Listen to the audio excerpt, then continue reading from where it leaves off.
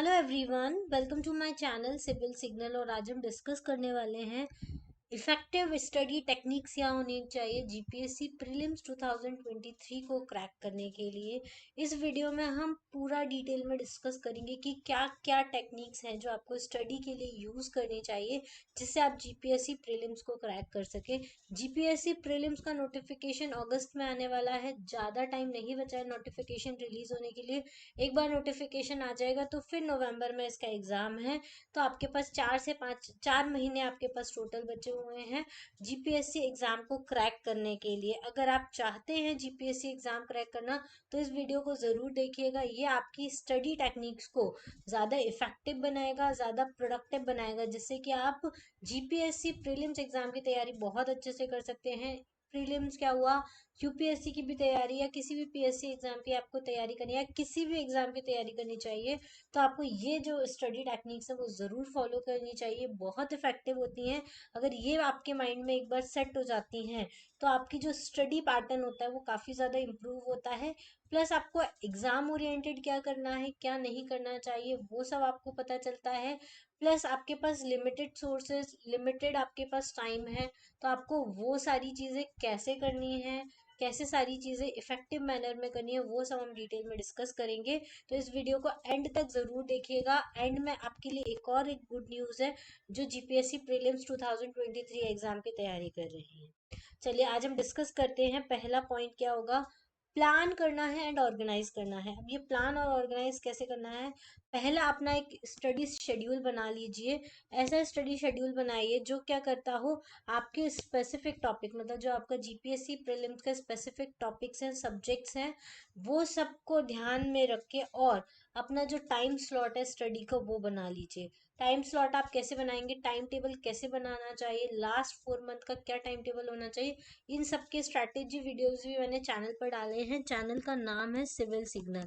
अब वहाँ पे प्लेलिस्ट में जाएंगे तो जीपीएससी 2023 की एक प्लेलिस्ट बनी हुई है, वहाँ से जाके आप सारे वीडियोस एक्सेस कर सकते हैं। ठीक है, तो टाइम स्लॉट्स बनाना है अपना सिलेबस के अकॉर्डिंग। उसके बाद अपना टाइम इफिशिएंटली मैनेज करना सीखना है, जिससे कि आप जब जितना आप अपना टाइम इफेक्टिवली मैनेज करेंगे उतना ही ज़्यादा ज़्यादा फोकस रहेंगे। जब आपको पूरे दिन में पता है कि मेरे पास इतना टाइम स्लॉट है, इतने घंटे मुझे पढ़ना है, ये घंटे पे मुझे पढ़ना है, तो आपका माइंड ऑलरेडी वैसा ही प्रोग्राम हो जाएगा कि मुझे पढ़ाई करनी है, इस घंटे में मुझे ये चैप्टर फिनिश करना है, नेक्स्ट नेक्स्ट आवर में मेरे को ये वाला चैप्टर फिनिश करना है। तो ये सारी चीज़ें आपको फोकस्ड रखेंगी, तो अपने टाइम को एफिशिएंटली मैनेज कीजिए और एक टाइम टेबल सबसे पहले बना लीजिए। दूसरा क्या करना है, आपको एग्जाम फॉर्मेट को अंडरस्टैंड करना है। मतलब कि एग्जाम का जो आपका पैटर्न है, एग्जाम का जो फॉर्मेट है, एग्जाम का स्ट्रक्चर है, एग्जाम में किस टाइप के क्वेश्चंस आते हैं, उसकी क्या टाइम लिमिट्स है, उसके कितने क्वेश्चंस आते हैं और उसका स्कोरिंग मेथड क्या है, उसकी कट ऑफ क्या है, ये सब चीज़ों से आप फेमिलराइज होना चाहिए। आपको पता होना चाहिए कि लास्ट कट ऑफ क्या, लास्ट 3 इयर्स का कट ऑफ आपको पता होना चाहिए। ठीक है, उसके बाद आपको एग्जाम का स्ट्रक्चर पता होना चाहिए। जैसे जीपीएससी में प्रीलिम्स होता है, मेंस होता है, फिर इंटरव्यू होता है, और कितने क्वेश्चंस आते हैं हर पेपर में और कितने मार्क्स का होता है। जैसे जीएस 1 और जीएस 2 होता है तो 200 क्वेश्चंस और 200 मार्क्स का होता है पहला पेपर। दूसरा पेपर भी 200 क्वेश्चन और 200 मार्क्स का होता है। और जो आपकी प्रीलिम्स में कट ऑफ जाता है वो आउट ऑफ 400 जाता है। तो ये सारा पैटर्न फॉर्मेट आपको अच्छे से पता होना चाहिए। इससे आपकी प्रिपरेशन उसी अकॉर्डिंग हो पाएगी जिस अकॉर्डिंग आपकी एग्जाम डिमांड कर रहा है।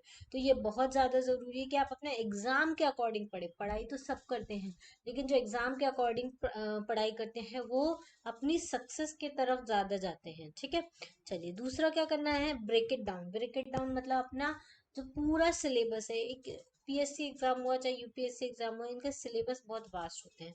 तो आपके जो सिलेबस है उसको आपको ब्रेक डाउन कर लेना है। कैसे करेंगे, आप अपना स्टडी मटेरियल है ना उसको छोटे छोटे पार्ट्स में या मैनेजेबल चंक्स में डिवाइड कर लीजिए और फोकस करिए एक टॉपिक पे, एक कॉन्सेप्ट पे, एक टाइम पे। जैसे अगर आप हिस्ट्री लेकर बैठे हो, हिस्ट्री में अगर आप मुगल एम्पायर पढ़ रहे हो तो उस पूरा मुगल एम्पायर को आपको खत्म करना है एक दिन के अंदर। तो उसके सारे कॉन्सेप्ट, वो कहाँ से आए हैं, उनके रूलर कौन कौन से थे, ठीक है, उनका मैप में उनका क्या लोकेशन था, वो कहाँ कहाँ पे इंडिया में रूल किया, उनके डिक्लाइन होने का क्या है। तो ये सारी चीजों की आपकी डीपर अंडरस्टैंडिंग होगी। क्लियर। अगर आप ज्योग्राफी पढ़ने बैठे हैं तो ज्योग्राफी में अगर मान लो फॉर एग्जाम्पल आपने इंडियन रिवर सिस्टम लेकर बैठे हैं, तो कौन सी रिवर कहाँ से निकली है, ठीक है, गंगा कहाँ से निकली है, ब्रह्मपुत्र कहाँ से निकली है, इनका रिवर कोर्स क्या है, कौन कौन सी जगह को क्रॉस करती है, इन पे कौन से डैम बने हुए हैं। ये सारी चीजें आपको जो फोकस क्वेश्चंस बनते हैं वो आपको देखनी है, ठीक है। उसके बाद क्या करना है, एक्टिव लर्निंग टेक्निक्स यूज करनी है। एक्टिव लर्निंग टेक्निक्स मतलब आपको अपना जो मटेरियल है उसके साथ एक्टिवली इंगेज होना है। मतलब आप अगर पढ़ने बैठे हैं तो दिमाग से पढ़िए। दिमाग से पढ़ना मतलब क्या है, आपके दिमाग में वो चीजें जानी चाहिए आप जो पढ़ रहे हो। ऐसा नहीं कि बस आप पढ़ रहे हो लेकिन आपके दिमाग में कुछ नहीं जा रहा है, सब बाउंस हो रहा है, ऐसा नहीं करना है, ठीक है। पढ़ने के बाद उनके छोटे छोटे कोई भी चीज, कोई भी बड़ा सेंटेंस है, कोई भी ऐसा टॉपिक है जो आपको नहीं समझ में आ रहा, उसको हमेशा छोटे छोटे की पॉइंट्स में समराइज करने की कोशिश कीजिए, वो आपको जल्दी समझ में आएगा, ठीक है। या छोटे छोटे फ्लैश कार्ड्स बना लीजिए, ठीक है। या फिर आपको नहीं समझ में आ रहा है, यूट्यूब की हेल्प ले लीजिए। यूट्यूब पे आप क्या कर सकते हैं, जाके उस पर्टिकुलर टॉपिक को सर्च कर सकते हैं, उसका कोई ना कोई वीडियो मिल जाएगा। या फिर आप कोई क्रैश कोर्स ज्वाइन कर सकते हैं, जैसे हमारा क्रैश कोर्स लॉन्च होने वाला है, उसको आप ज्वाइन कर सकते हैं। उसमें हमने जीपीएससी के हिसाब से पूरा कंटेंट डिजाइन किया हुआ है कि कैसे क्या होगा क्या नहीं होगा, कौन से सब्जेक्ट के कौन से टॉपिक ज्यादा पूछे जाते हैं, उनके ऊपर हमको कितना ध्यान देना है, उस सब चीज़ों पे हमने बहुत अच्छे से काम किया है। तो आप वो भी ज्वाइन कर सकते हैं, बहुत ही नॉमिनल फीस रहेगी आपकी, और इजीली आप इसको ज्वाइन कर सकते हो। आपका सेशन भी रहेंगे, 2 घंटे का ही सेशन रहेगा पूरे दिन में। उसके बाद फिर आपको पूरा दिन पढ़ाई करनी है, ठीक है। ये जो मेथड्स हैं ये क्या करते हैं, आपको लर्निंग के लिए रीइंफोर्स करेंगे, इम्प्रूव करेंगे आपका रिटेंशन। आप जितना ज़्यादा एक्टिवली इंगेज रहोगे, आपका जो रिटेंशन है, मतलब आप पढ़ने का जो लेवल है वो बढ़ता जाएगा, इम्प्रूव होता जाएगा, ठीक है। आपको चीज़ें ज़्यादा समझ में आएंगी तो ज़्यादा टाइम तक आपको याद रहेगी। क्लियर। उसके बाद practice past papers and the mock test. ये बहुत बहुत बहुत इंपॉर्टेंट चीज़ होती है।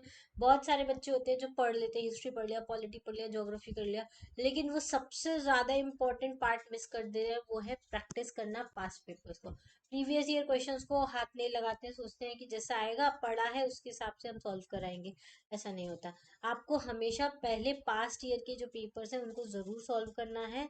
प्लस दूसरा, अगर आपने पढ़ाई कर ली है, जैसे आपका हिस्ट्री सब्जेक्ट हो गया है, तो आप उसके मॉक टेस्ट लगाना शुरू कीजिए। उससे आपको पता चलेगा कि कितने क्वेश्चन आपके सही निकल रहे हैं पढ़ने के बाद और कितने क्वेश्चन आपको गलत निकल रहे हैं। अगर क्वेश्चन सही निकलता है तो इसका मतलब आप सही से अटेम्प्ट कर पा रहे हैं। अगर क्वेश्चन गलत निकलता है तो भी उससे आपको ये सीखने को मिलता है कि जो क्वेश्चन आप गलत करेंगे ना उसमें आपका करेक्ट यही हो जाएगा। एग्जाम में करेक्ट होने से अच्छा है कि आपका मॉक टेस्ट में करेक्ट हो गया, और फिर हो सकता है कि उस टाइप का क्वेश्चन एग्जाम में आए तो आप उसको सही कर पाएंगे। अगर आप कोई क्वेश्चन गलत अटेम्प्ट करते हैं तो वो आप जब उसका सही आप आंसर देखेंगे ना तो वो आपको ज्यादा टाइम तक याद रहेगा। तो मॉक टेस्ट भी जरूर लगाना है, पास्ट ईयर के पेपर्स भी आपको जरूर लगाने हैं, ठीक है। ये दोनों चीजें आपको बिल्कुल भी स्किप नहीं करना है। इससे आपको अपना वीक एरिया पता चलेगा और स्ट्रॉन्ग एरिया पता चलेगा, ठीक है। फिर दूसरा है आपका सीक क्लैरिफिकेशन। आपको कहीं पे कोई भी डाउट आता है, कुछ भी क्लियर नहीं हो रहा है, या तो आप कहीं पे भी अपने टीचर से पूछ सकते हैं, जहाँ आप ऑनलाइन, जहाँ पे आप कोचिंग ले रहे हो या आप ऑनलाइन क्लासेस ले रहे हो, तो आप वहाँ पे हेजिटेट बिल्कुल भी मत होइए। जो भी आपको डाउट है वो आप पूछ लीजिए, ठीक है। आपको कोई भी डाउट हो तो आप मुझे मेरी इंस्टाग्राम आईडी है शिवी सिंगल 1992, इस नाम से है शिवी सिंघल 1992। यहाँ पे भी मैसेज करके किसी जीपीएससी या प्रीलिम से रिलेटेड कोई भी आपकी क्वेरी है, कोई भी सब्जेक्ट से रिलेटेड कोई भी क्वेरी हो, आप जाकर पूछ सकते हैं, या फिर आप डायरेक्टली मेरे यूट्यूब वीडियोस पे भी कमेंट करेंगे तो मैं उसका रिप्लाई करूंगी, ठीक है। Understanding the material thoroughly will boost your confidence. पूरा मटेरियल जो आपका स्टडी मटेरियल है उसको अंडरस्टैंड करना है, जिससे आपका कॉन्फिडेंस क्या हो सके, बूस्ट हो सके। जितना ज़्यादा क्लियर आपको सिलेबस रहेगा, आपका स्टडी मटेरियल जितना आपको क्लियर रहेगा, उतना ज़्यादा आपको कॉन्फिडेंट रहेगा, ठीक है। फिर आपको क्या करना है, ब्रेक्स लेना है। मतलब रेगुलर स्टडी नहीं करना है। अगर आप रेगुलर स्टडी करेंगे ना तो आप क्या हो जाएगा, एग्जॉस्ट हो जाएंगे। सुबह से लेके पढ़ने बैठे रात तक आप पढ़ ही रहे हो, ऐसा आपका बिल्कुल नहीं करना है। आपको रेगुलर ब्रेक्स लेने हैं, आधे घंटे में, 1 घंटे में 5 मिनट का ब्रेक लेना है। इससे क्या होगा, आपका मेंटल जो स्ट्रेस होता है वो कम हो जाएगा काफ़ी ज़्यादा। और जो ये शॉर्ट ब्रेक्स होते हैं वो आपके माइंड को रेजुविनेट करने का काम करते हैं, आपके फोकस को इंक्रीज करते हैं, मेंटेन करके रखते हैं, जिससे आप अपनी स्टडी को रेज्यूम कर सकें। ठीक है, तो ब्रेक्स आपको ज़रूर लेना है। हमेशा ऑर्गेनाइज रहना है। ऑर्गेनाइज रहना मतलब आप जिस रूम में पढ़ रहे हो, जहाँ स्टडी टेबल पे पढ़ रहे हो, वो ऑर्गेनाइज होनी चाहिए प्रॉपरली। ऐसा नहीं हो पूरे रूम में बुक्स ही बुक्स फैली पड़ी है, मैं तो जीपीएससी की तैयारी कर रहा हूँ तो मेरे रूम में बुक्स ही बुक्स दिखनी चाहिए, ऐसा नहीं होना चाहिए। आप अपना पहला जो इम्पोर्टेंट बुक लिस्ट होती है वो पहले आप डिसाइड कीजिए। इम्पोर्टेंट बुक लिस्ट का वीडियो मैंने डाला हुआ है, आप मेरे चैनल पे जाके देख सकते हैं कि कौन कौन सी इंपॉर्टेंट बुक लिस्ट है जीपीएससी के लिए। उनको ही फॉलो कीजिए और उनको मल्टीपल टाइम रिवाइज करने की कोशिश कीजिए। एक सब्जेक्ट के लिए मल्टीपल बुक्स के पीछे बिल्कुल मत भागिए। ठीक है, अपना स्टडी मटेरियल, नोट्स और जो भी रिसोर्सेज, ऑनलाइन रिसोर्सेज, जैसे आप हमारा क्रैश कोर्स ज्वाइन करते हो तो वो, या फिर आप किसी ऑनलाइन यूट्यूबर को फॉलो कर रहे हो तो वो, आप अपना हमेशा ऑर्गेनाइज रखिए जो भी स्टडी मटेरियल है इनको। ये क्या करेगा, आपके टाइम को सेव करेगा, आपके स्ट्रेस को रिड्यूस करेगा।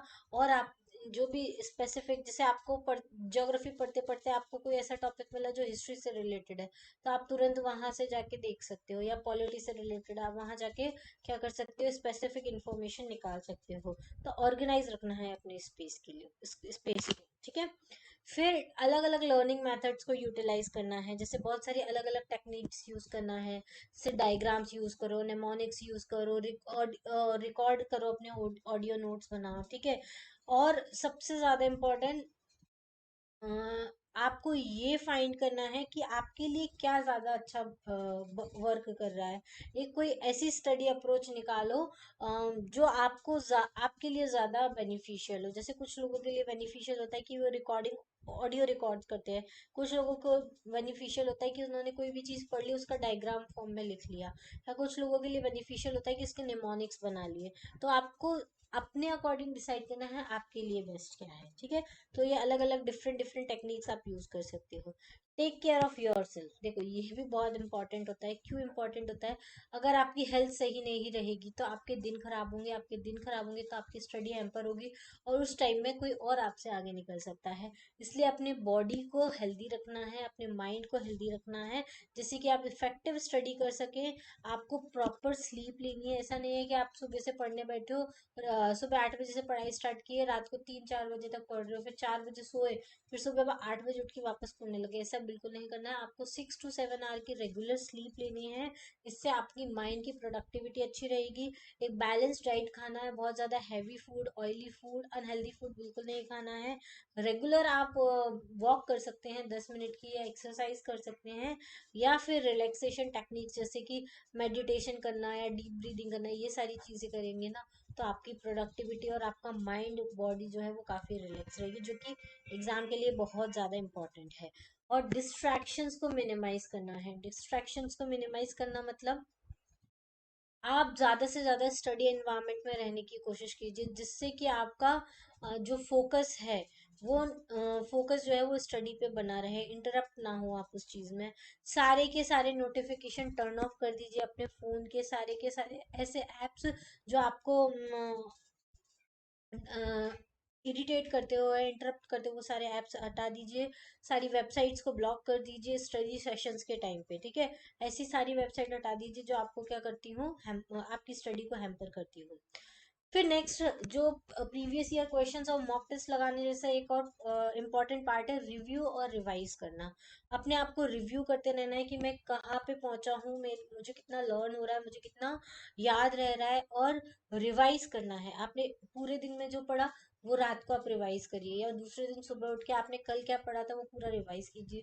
फिर एक वीकली रिवीजन कीजिए, फिर एक आप मंथली रिवीजन कीजिए। ये रिवीजन टेक्निक्स आपको करनी है। उसके बाद आपको रिपीटेशन टेक्निक्स लगानी है, कि जिससे आप लॉन्ग टर्म रिटेंशन कर सके। जितना आप रिवाइज करेंगे उतना ज़्यादा आपको लॉन्ग टर्म रिटेंशन होगा। जितना रिवाइज करना आप छोड़ देंगे उतना ही आपका रिवीजन वाला पार्ट जैसे जैसे कम होता जाएगा, आपके माइंड का रिटेंशन भी कम होता जाएगा। तो ये इफेक्टिव टेक्निक्स थी स्टडी करने के लिए जो हमने आज डिस्कस की। जीपीएससी एग्जाम के लिए बहुत इंपॉर्टेंट है क्योंकि जीपीएससी एग्जाम आने वाला है। इसके अलावा आप किसी भी एग्जाम की तैयारी कर रहे हैं तो ये वाली जो स्टडी टेक्निक्स है वो बहुत ज़्यादा आपके लिए बेनिफिशियल होने वाली है। आज के लिए इतना ही। अगर वीडियो पसंद आया हो तो वीडियो को लाइक शेयर एंड सब्सक्राइब ज़रूर कीजिएगा। जल्दी हम क्रैश कोर्स लॉन्च करेंगे, आप क्रैश कोर्स को ज़रूर ज्वाइन कर लीजिएगा।